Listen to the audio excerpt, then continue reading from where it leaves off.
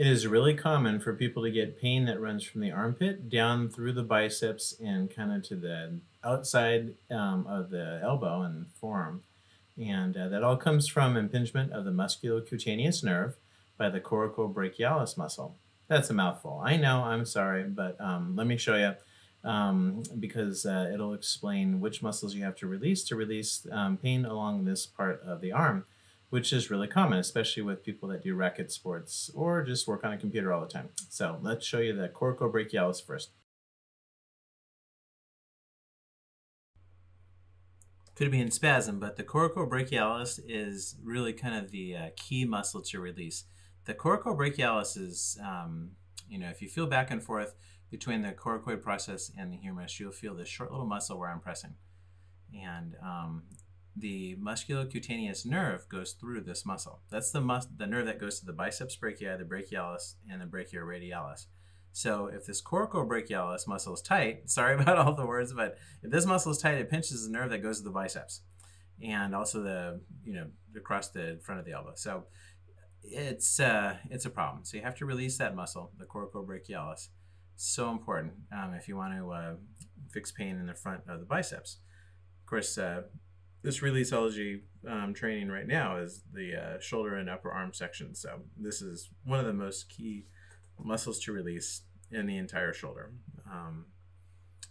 So what you do is, hold that position to get the yang mode going, where you're holding the stretch, where you're stretching the humerus away from the scapula and pressing in the space between the coracoid process and the humerus right into the middle of the muscle. Then remember, the musculocutaneous nerve runs right through there, so sometimes it's a matter of fibers where it's too much pain and a really good spot. So you want to make sure you're on muscle tissue, and do the yang-yin mode. When you get a good yin mode, you'll really feel energy go through your body to the ground until this coracobrachialis releases. Once you release the coracobrachialis, it will unlock the musculocutaneous nerve, and then you'll be able to release this muscle, the brachialis muscle. The brachialis muscle is named after the humerus bone, which has been called the brachii bone in anatomy in the past. It's kind of the Latin name for it, brachii. And what you do is it flexes the elbow at the ulna. So the ulna is not the bone that goes towards the thumb, but it goes towards the pinky. It's the inside forearm bone, and this brachialis goes to that bone. So that's what it flexes across the elbow when it's tight. So to release it, you have to stretch the elbow the way I was and do pressure point release in it, and yang-yin mode, and repeat a few times until it lets go. So let's move on to the brachioradialis. We're almost there. The brachioradialis is the it's a flexor of the elbow, and because it comes across the elbow, it can flex the elbow, but it's not, most of the leverage is on the forearm side. Most of the muscle is on the forearm side. This muscle also comes up across the lateral epicondyle of the elbow, but that's what causes tennis elbow.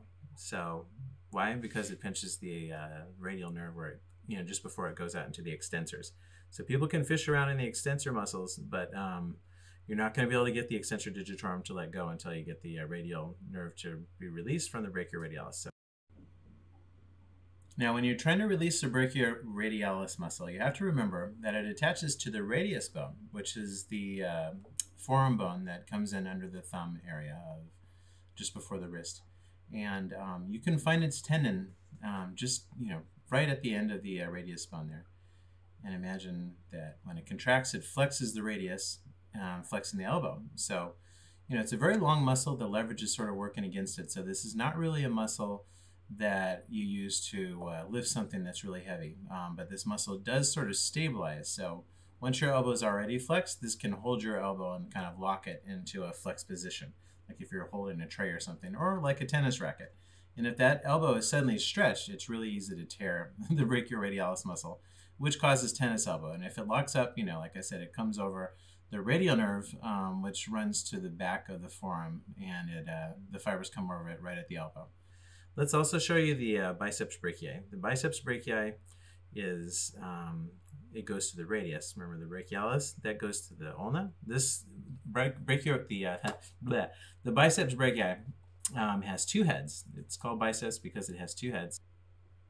This head is a long head, which attaches to the radius on the insertion side, and up at the shoulder, it plugs into the actual glenoid labrum, which is the cartilage that wraps around the socket of the shoulder.